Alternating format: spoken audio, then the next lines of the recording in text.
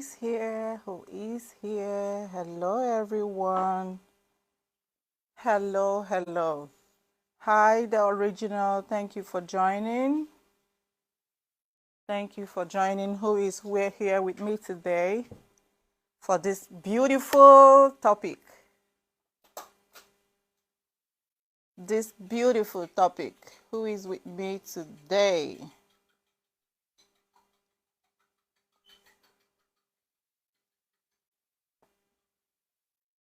Hello. All right. Hi, Dolly. Thanks for joining. Thank you so much. Thank you, everyone, for joining. And let's get it going. First of all, I want you to know that, hello. I want you to know that this page is all about marriage, right? Marital bliss, promoting marriage, good marriage, Christian marriage, relationship. So this is what this page is all about. Thank you guys for being here with me. So let's get it going. So our today's topic says, is unconditional love and respect realistic in today's marriage? Thank you, Sheila. I see you. Thank you. Is unconditional love and respect realistic in our today's marriage, in our society? I want you to put in the comment section your answer, your opinion. Do you think it's realistic? Do you think we practice unconditional love and respect in our marriages, in our different marriages, with what is going on around you? Even if you're not married, you are into a relationship, right? Do we practice unconditional love and respect in our various relationships? So I would like to see your opinion in the comment section, and let's get it going. So let's define, I want to define unconditional love. Unconditional love. So a love that we know there's no strings attached, it's pure, right? Like, I love you no matter what. No matter what, I'm going to love you no matter what you do to me, no matter who you are, no matter what you, good or bad, rain, come sunshine, I am with you. I will love you. All right? That is what, there is no prerequisite. There is nothing attached. Just pure love. I'm going to love you no matter what you do, no matter who you are, no matter how you behave. That is what unconditional love is all about. Like the love between good. Dolly said, as long as you don't take their freedom as they have when you meet, great. That's a good one. That's a good one. So the love of a parent, right? Parent-child relationship, that's unconditional love. That's unconditional love. And some movies we see, some romantic movies we see on the TV, yeah, that's unconditional love. And also the agape love, the love of Christ. That's unconditional love, right? So that is what is unconditional love is. So I want you to put in the comment section, Dolly has said something about that. I want you to just put something in the comment section, your own definition of unconditional love. Is unconditional love realistic in our today's marriage? Okay, so after hearing this definition of unconditional love, does it affect your definition in any way? Your first response, does the definition affect your response in any way?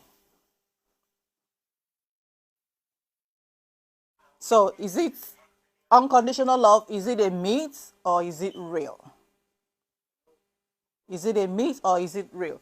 You know, in weddings, we exchange vows. I will love you. I will be there for you in sickness. I promise to love you, to be your joy in sorrow and in sickness, in plenty and in want, in health, right? That's our vow during marriage ceremony, as long as we both shall live. That's what we do during wedding. So now let me explain to you again what unconditional love in marriage is. And then we'll see if it makes sense to promise such during wedding. Those are, I promise to be there for you in joy and in sorrow, in plenty and in want, in sickness and in health, till death do us part. So let's begin. We're going to separate the two words, unconditional and love. So unconditional means that there is no prerequisite, like I said before, no contingencies to the promise. The promise of love is to be made regardless of all circumstances, regardless of anything, right? Including what the other person chooses to do. I'm going to do this. No matter what the person does, like I said before, there is no confusion about what unconditional love is. Then love, on the other hand, the love we practice in marriage, we practice the filial love, we practice the familial love, we practice, what is it called? The erotic love, the romantic love, and again, the agape love. And the filial love is that love, the first stage of marriage where you are dating, right? You guys are into each other, brotherly, like a brotherly bond, a deep connection in friendship. That's filial love. Then you talk about, you graduate from filial love, you go into the eros love, the romantic love. You want to devour this person. You want to be intimate with this person. It's passion. It's passion. It's intense passion and romance. And from there, God willing, you graduate into family love. That is when children begins to come in. It involves empathy, affection, and compassion. Children begins to come in. You know that this person is the father of your children, is mother of my kids. So you put up that love. Once you get married, you put up that family, work together as parents to raise the best family you can and to support each other. That's what the family love is all about. I'm trying to define, what I'm trying to do here is to define what unconditional love is in marriage, right? Then the last one we talk about, the agape love, the love that we are talking about today, that's the one we are talking about today, the agape love. And agape love is like selfless, unconditional love, the love of Christ, the God-like love, the way that Christ loved us. That's the agape love. Okay, so you show empathy, you love for each other no matter what. All right, so it's a bond that is very strong despite all flaws. Bond that is so strong despite all flaws. Sheila said, unconditional love is real, but rarely in today's world. I agree with you. You are so right. And also you said, especially amongst youth that practice conditional love, beneficial relationship. Yes, you are right. You are right. So let's go in. So now that we have at least we have a knowledge of what unconditional love is. So when couples come together to live together as husband and wife, you know what happens? Reality kicks in. Flaws are obvious. People begin to show themselves. Vulnerability is shown. What we call it in my language, our language, we see finish. We have seen this person. You see finish is very obvious. And you begin to exhibit your annoying behaviors, which we know it's two strangers coming together to make a home, to make a family with different ideology, different background, sometimes different religion. You come together as one, as a family to build, to make a home. So all these annoying behaviors will start coming up. Reality will hit on your face that, oh, this is what is going on, right? Rosemary, thank you for joining. So when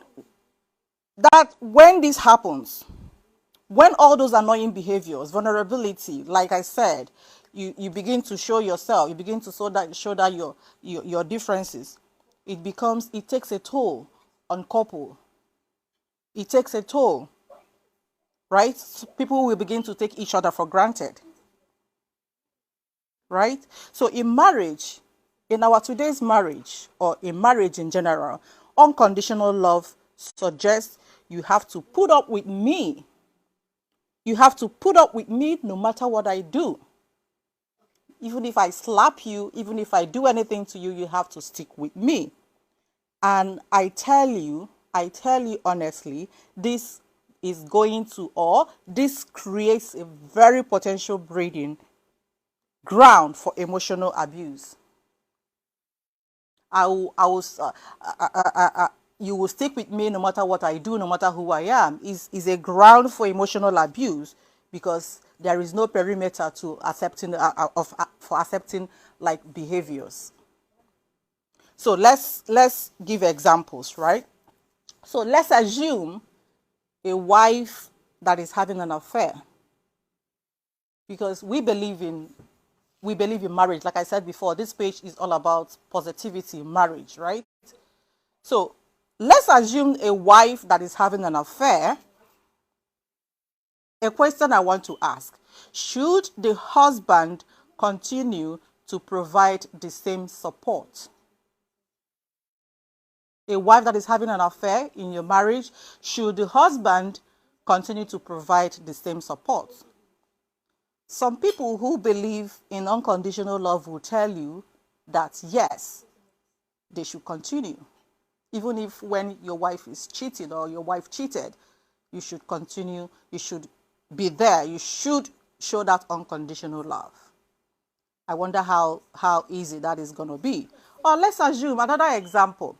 Let's assume a husband that sexually molested their children and ended up in prison, right? Is another good example. Should his wife continue to meet his emotional needs? I wonder if that is going to happen. But some people also who believe that unconditional love should be shown, still believe that, yeah, even in that situation, you can still show that unconditional love. I wonder how true that is. But let's continue. So I've had this counseling session where a husband tried to kill, the wife came to me and was like, my husband has been beating me, has been maltreating me, abusing me, and she keeps going back. Right? I wonder, she keeps going back. So when you have that situation around you, how do you handle that? How do you put up with that with that unconditional love? Will you still continue with that unconditional love and respect? Right. So, if you keep your promise, I believe, and another thing I want to say is that it's not my opinion, but I strongly believe that our wedding vows should be to be there for each other, to respect each other, to be of, as in, to meet your emotional, to be your emotional support, your emotional pillar, and never to hurt each other. I know hurt can come sometimes, but most part of it. And I believe that if couples should keep up with this promise, if couples should keep up with the promise, marriage is going to be a better place for us. All right? So, another thing, okay, let's go to, because I'm a Christian and this page is all about Christ, right? We preach Christianity. And I want to take this argument, Christian-based, faith-based argument, okay?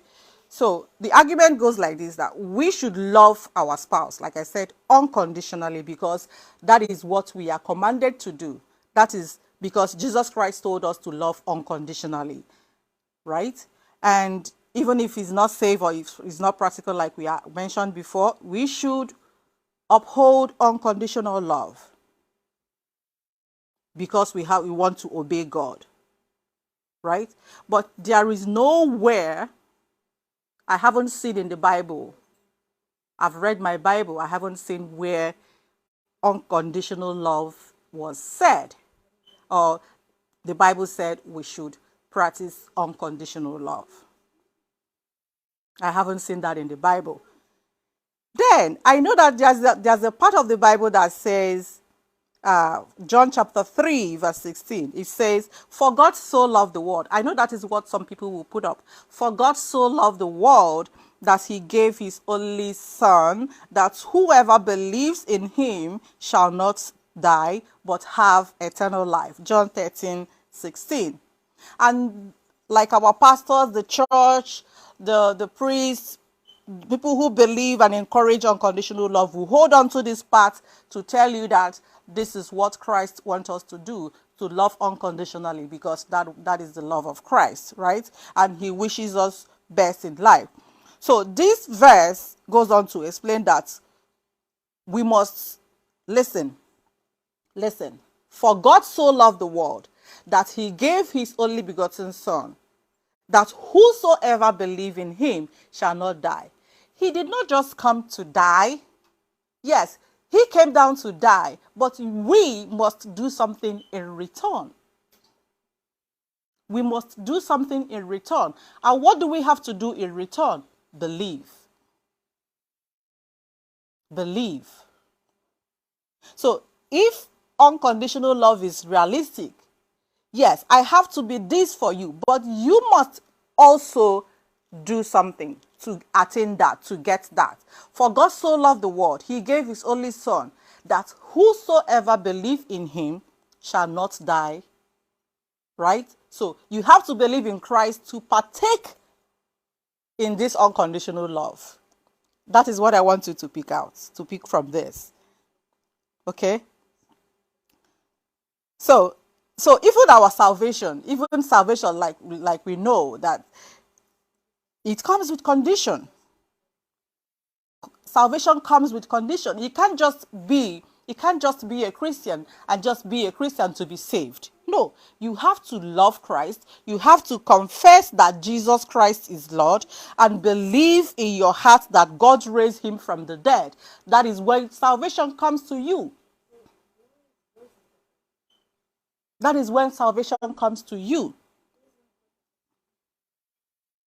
So if you confess with your mouth that Christ is Lord and believe in your heart that God raised him from the dead, that means you have salvation.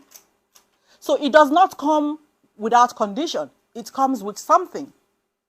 And that something is for you to believe. That is Romans chapter 10, verse 9. And making Christ your Lord and your personal Savior is not just a trivial condition. You have to do that for you to be saved. Right? So now, do you still believe that our relationship, our marriage, or our relation, as in, I want you to, it goes hand in hand, right? Our relationship with God goes like, God loves us, we love God, we believe in him, we must confess that he is God, we must believe that he is God to be saved, right? If that is the case, our relationship with God is bilateral. Is bilateral. He gives, we give. He died, we believe. Right? So we must both fulfill our own commitment for our relationship to function. We must both come together for the relationship to function. So in our marital relationship, it's also bilateral. It's also bilateral. I have to do something, you have to do something for it to work. Okay, so a successful marriage is one where both husband and wife care for each other by meeting each other's emotional needs and avoiding to hurt each other. It's not one-sided. So if there is no religion or any religious backing or reason to give or to receive unconditional love in marriage, we are left with just practicals, right? As in what we see real. And I believe there is nothing like practical reason for us to love unconditionally. There is none. I haven't seen none. If in the Bible or whatever we believe in that we have to do this for us to gain this, our relationship with Christ is bilateral. Our relationship with God is bilateral. So we are left with life, like practical. And if your spouse, or let me use wife, if your wife tells you that, oh, I'm going to love you unconditionally, and by doing this, she's going to meet all your emotional needs, regardless of how you treat her, regardless of what you do to her. As a husband, tell yourself the truth. I tell you that you are not going to fulfill or be motivated to meet up with her. Okay, as in to meet up with her. Because you believe that she's going to pick up your pieces. You believe you can get away with anything. You believe that she's there, knowing that she's there to pick up whatever goes wrong, she's going to be there for me, because she told me that she's going to be there for me unconditionally, no matter what I do to her. Right? And there are some there are some men or some women that believe that unconditional love should be shown to them even after they have cheated, even after an affair, even after secret, even after an abuse, even after an attempted murder. The society, the church, parents, family, and friends will tell you, go back. That is what marriage is all about. You have to take it all in. After all, you promise to be there in sickness and in health, in love and in joy. Even when it is not safe for you, they will tell you to go back. That is what unconditional love is. Do we practice that in our today's marriage? Do we practice that honestly? I doubt. We don't. Because sometimes it's not safe. And again, research has shown that unconditional love is not completely realistic. I'm talking with research, based on research. It's not completely realistic in marriage. Remember, I told you earlier, this will go deeper. I know some people will be having like a doubt, as in double mind or doubts that, oh, what is she talking about? What is, we are supposed to love unconditionally. We are supposed to be there for our spouse. Yes, but in real life, is it really realistic? And research has shown that is not completely realistic in marriage. So a better way to prioritize your marriage is to be your partner's happiness, is to be there for your partner, right? While both of you nurture your needs and your wants, right? It's a mutual thing. When your husband is progressing, when your spouse is progressing, moving up the ladder, as in making life better for himself, improve with them. You go with the same pace. You don't be here and he or she is going up there, climbing, you are still under, you are still there at the bottom of the ladder. When she gets there, or when he gets there, I don't think the relationship will be the same. So grow together. If he is growing, if she's growing, you grow with them. Do something for yourself. It's not a competition. It's not, whatever you do, I must do. No, but nurture your own wants and needs. Nurture your own happiness. Now, let's look into true unconditional love. Let's go deeper. So, true unconditional love should be given to babies, to infants, because those babies, they don't have control over their behaviors. They don't have control over their emotions. That is where we should channel our true unconditional love. It is rooted in our blood, like blood relationship. So child-mother relationship, that is where we should channel our unconditional love is. But when you talk about that in marriage, I tell you, it can be toxic. It is toxic. Loving someone blindly, without whatever behaviors they exhibit, whatever they show you, whatever they do, I will love me, I'll supply what I need despite how I treat you, is toxic. All right. So a healthy relationship. Now, like I said, let's go deeper. A healthy relationship involves walking through your issues, your challenges, whatever that comes to you, in a mature and positive way, together, respectfully,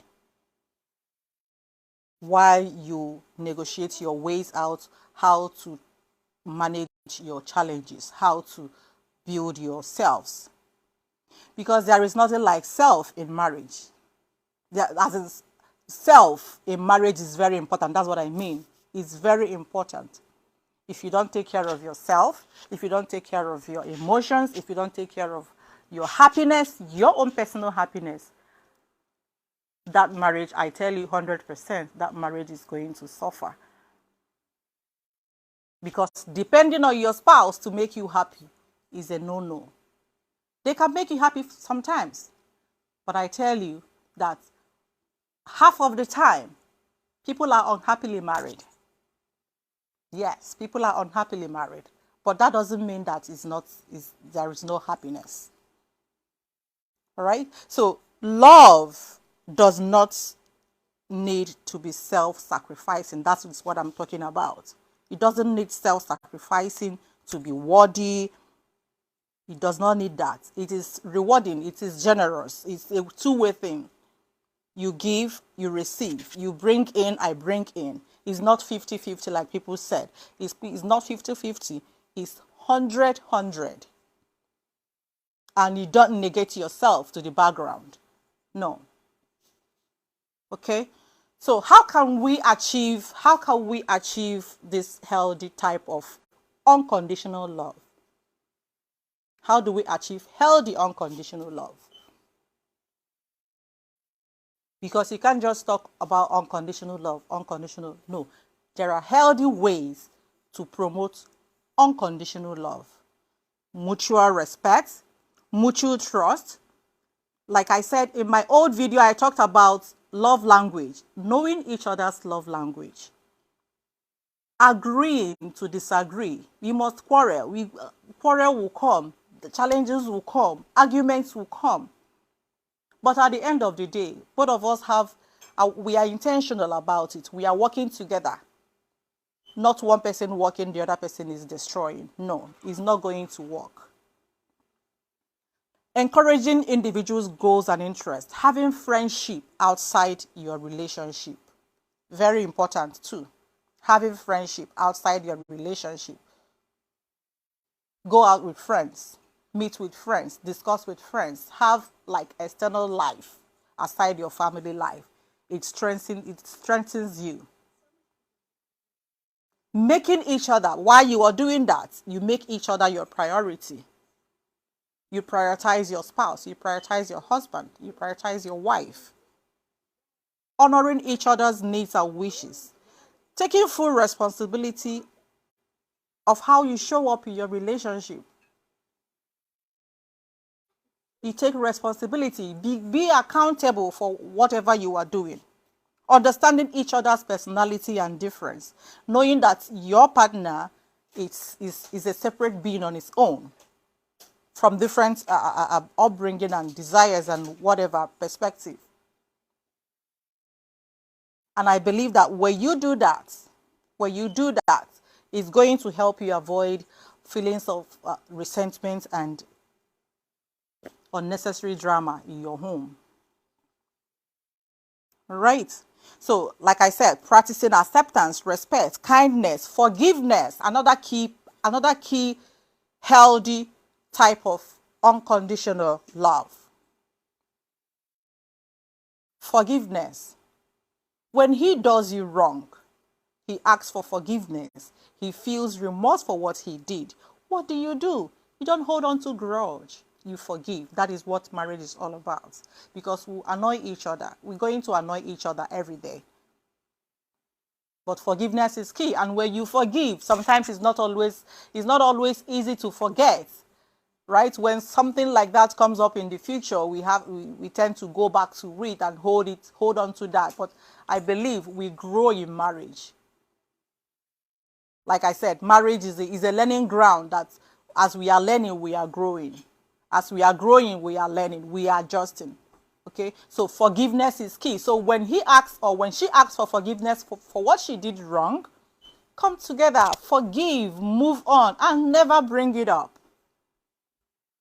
Don't bring it up again, because that kills. I tell you, it kills. So another thing, learning to say I am sorry. Another part of, I believe this is another strong part where people get it wrong. Learning to say I'm sorry. Some people don't say I'm sorry. Some people will tell you, oh, there are different ways of saying I'm sorry. Buying gifts, doing this and doing that. No, it's not healthy. It's not healthy. Say I am sorry. There is nothing bad in saying, when you wrong somebody, you say please forgive me, I am sorry. Then you can make amends by buying gifts, by doing all those sort of things to please the person. But first of all, admit, be humble, remove that ego and say, please, I am sorry, forgive me. Active listening, healthy, unconditional love practice. Active listening. When he or she wants to talk with you, do away with your gadgets. Take it out. Your phones, whatever you have. When you want to have that moment, take everything out and listen. Listen. There are some unspoken words that you can pick up if you listen actively. So I believe that sometimes we do neglect our feelings. We do neglect our spouses. Like we do oversight, or will I say that? Or nonchalant attitude. So active listening is very important in showing that healthy, unconditional love. So, like I said, you learn why they feel the way they do. You learn when your spouse is feeling low. You know your spouse more than we do. When she or he is feeling low, you know it. You ask. You communicate. If you feel that something is bothering you, you don't keep silent. You don't sweep it under the rug. Your spouse is not a mind reader. You go to him, you go to her. This is what I'm feeling, or this is what is wrong with me, or this is what is going on. This is what I don't like. Especially women. We do keep silent when things are going wrong, and you want your husband to read your mind and understand what you are feeling, which is a good one if he's a husband that pays close attention to you. But most importantly, you have to do your part. You have to communicate. You have to tell him, honey, or even if you are angry, or you can call him his name when you are angry. It's allowed. It's life. It's real life. It's real. You can call him his real name, whatever you feel like calling him, and call his attention to whatever that is wrong with you. Okay. So now, I believe that we've talked about enough of a healthy unconditional love. So on the other hand, let's talk about conditional love. Conditional love, which is also another big problem in marriage. Yes. If you do this for me, if you don't do that, I'm not going to do this. If I do this, I'm not going to do that. Conditional love. And before you know it, resentments begin to build. Right? If you don't support me, I'm not going to support you. If you don't take out the garbage, I'm not going to wash. I'm not going to do the laundry. If you don't prepare the kids, I'm not going to do that. Just as in conditional love, which is a problem. And while doing that in your marriage, resentments are building up. It's building up, and it is becoming the order of the day in your home. You keep scores. Keeping scores, right? That's the word. Keeping scores. Competing with each other. Jealous of each other's progress. That is what conditional love can do to you. Keeping scores. You compete with him. You compete with her. You are doing this. I have to do that. You become jealous of your spouse's achievements. So when you have that idea in your mind, It becomes a norm in your marriage. And as it goes on, betrayals, dishonesty, secrets are building up. Okay, so let's see unhealthy, unconditional love. Number one is staying together because you are codependent. You can't do without this person. This person is your world. This person is everything to you. You are, if you know what I mean, you don't have your own life. You don't have your own happiness. You don't pursue your own, like, you don't contribute anything. You are just so dependent on this person. That is not healthy. I tell you, it's not a healthy practice in marriage. It's not. You are going to, he's going to take you, she's going to take you for granted. Right. Resentment will build on, because at a time the person will get tired of you always holding on to them to make every decision, to make every move. He thinks for you, she thinks for she thinks for you. Another one is enduring emotional or physical abuse. That is very unhealthy, because the church said, because the society said, because my family will do this, because my friends will laugh at me, because of what will happen, I have to endure. I have to endure emotional abuse. I have to endure physical abuse. Maybe, let me keep praying for him, praying for her. She's going to change. I tell you, he's not going to change. Rather, resentments are building up. Anger is building up. Sadness, depression, they are all building up. Before you know it, you are gone too soon. That is not what we want for you. It's very unhealthy. Don't endure that. Enduring sexual and emotional infidelity, another killer. So women will tell you, I cannot leave my husband because he is cheating. Not because he cheated, because he is cheating. That is very unhealthy. I cannot leave my wife, whatever reason. But mostly women will tell you, I cannot leave my husband because he's cheating. There is different. We have like cheating and cheated, right? He cheated. He asked for forgiveness. You forgive and you guys move on. Then cheating, constantly cheating, chronically cheating. You don't have to endure that. You don't endure that. You don't endure sexual and emotional infidelity. You don't endure that. It's not healthy for you. It's not healthy for you physically. It's not healthy for you mentally. It's not healthy for you spiritually. Because, see, what these things do to you, you may not know it when it's happening to you, but when you move yourself away from the situation and begin to work on it, that is where you will realize what good you did to yourself.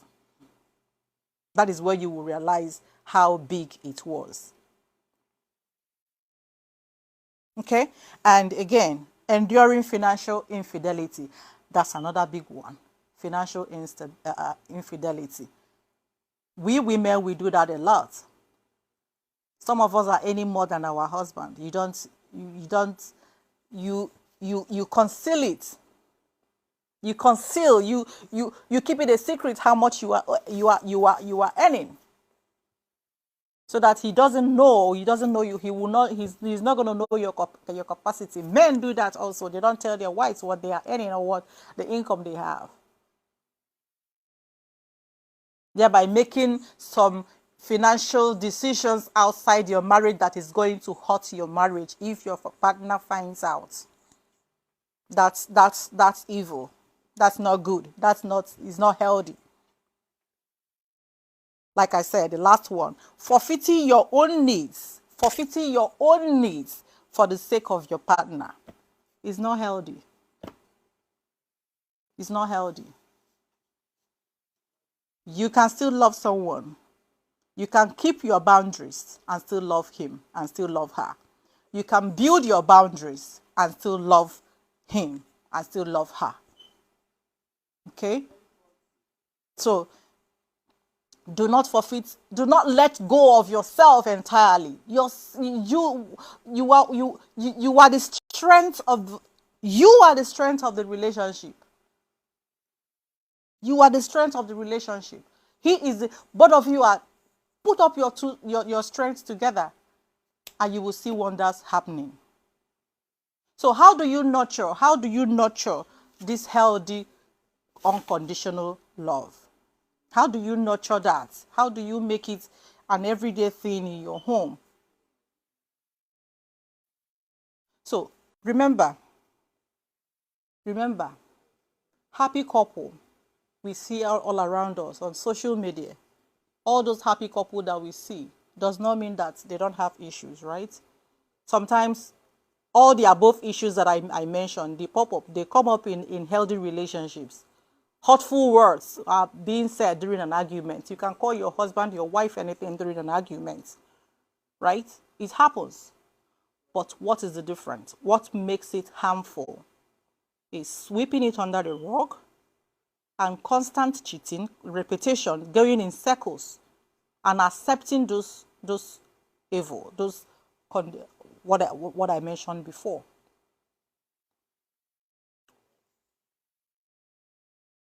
All those things that I mentioned before, they come up in healthy relationship, in happy couples. They do come up. But what makes it harmful is sweeping it under the rug, not talking about it. You keep repeating it, you go in a circle, and you accept it.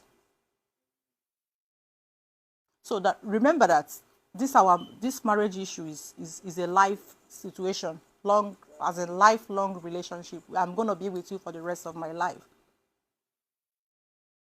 Is a marriage is a lifelong, so you have to be intentional about it. I always say that you have to be intentional about it.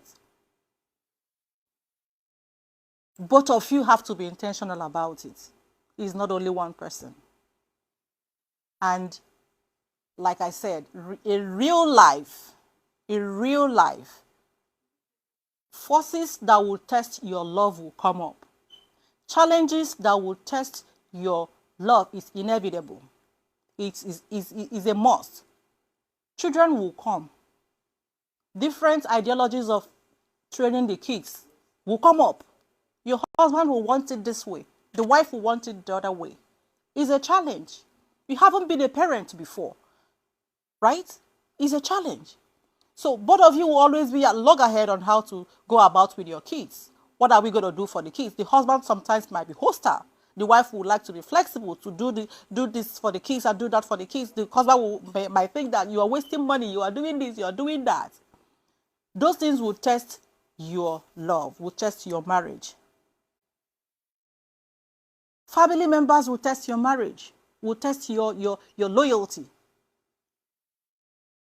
Illness, financial hardship, all those challenges can come around. They will come around.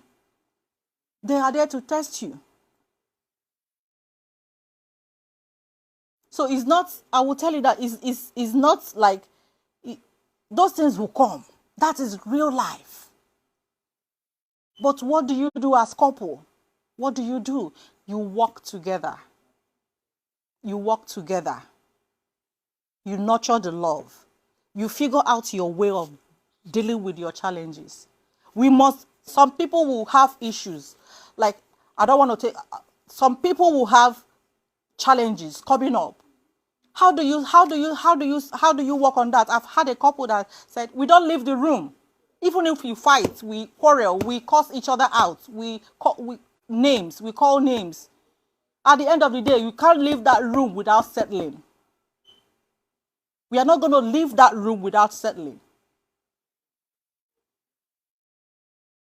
So I want you to know that unconditional love in real life, it's, I will give you this.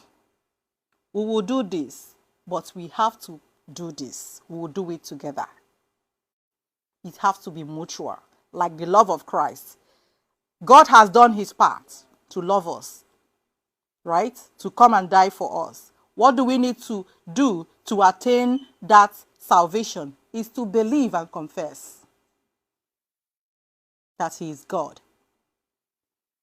So you, as a spouse, what do to uphold that healthy, unconditional love? Is to be there to support each other emotionally and never to hurt one another, each other. When the situation is not safe, do not continue to endure. Do not endure. Do not take it in. Don't mind the society. Don't mind your family. Don't mind the church. Because that is not healthy. The church, our religion did not tell us that. That unconditional love must be, you must do unconditional love, coloring concern. No. I said before, this page is all about positivity in marriage. So what do you do in the face of all these issues not being safe? We know what to do. You separate. I encourage separation. Yes. When it's not safe for you, it's no longer safe for you in your relationship, you will separate. You'll be fine. You will be fine at the end of the day. You have to do your best. You have to try. You have to do all you have to do. At the end of the day, you will know that you've given it your best. I encourage separation. If he's chronically cheating on you and you know that your spouse, your partner is cheating, regularly cheating, separate. Then you can be wherever you are to work it out. It has never worked one way. It has never worked one way. It must be a two-way thing. It must be mutual. It has never been one way. And it can never be one way.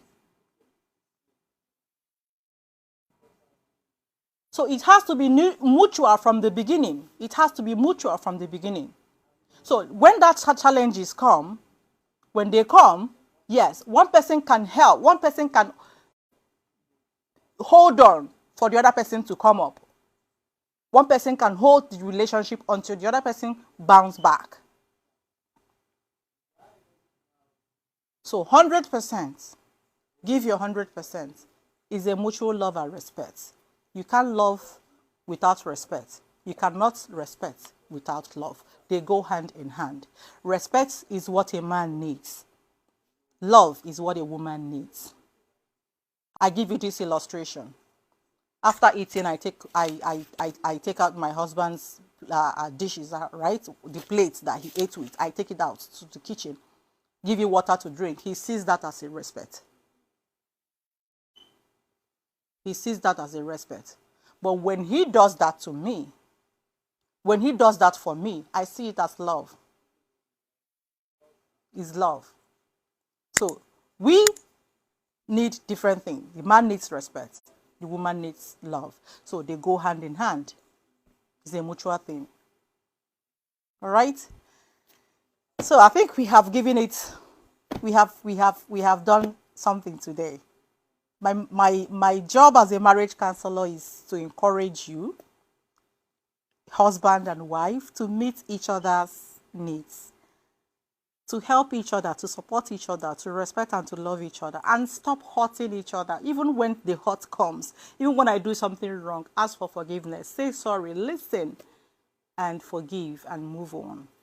All right? So you must work together, like I said. It's never one way. It's never a one-way thing. It's a two-way traffic. You have to do this for this too. You have to do it together. All right? So, and if you do all this, I strongly believe, if you follow all this, I strongly believe that your marriage will be okay. No marriage is without issues. It depends on how you come together to make it work. Depends on your resolution scale. All right. Thank you, everyone, for watching. I see The Soft. I see Black Panther. I see Trey. I see Oluchi. I see Rose. I see Alpha Michaels. Thank you for coming. I see a lot of people. I want to thank you all for being with me on this live, and let's continue the journey. I believe you take out something out of this video today. May God bless you. Bless your home as you work together as husband and wife to uphold this commandment God has given us, to love and respect, and to build family, build a good family, build, as in, help our kids become better tomorrow. All right. Thank you, guys. Thank you. Bye. Bye for now. See you next time.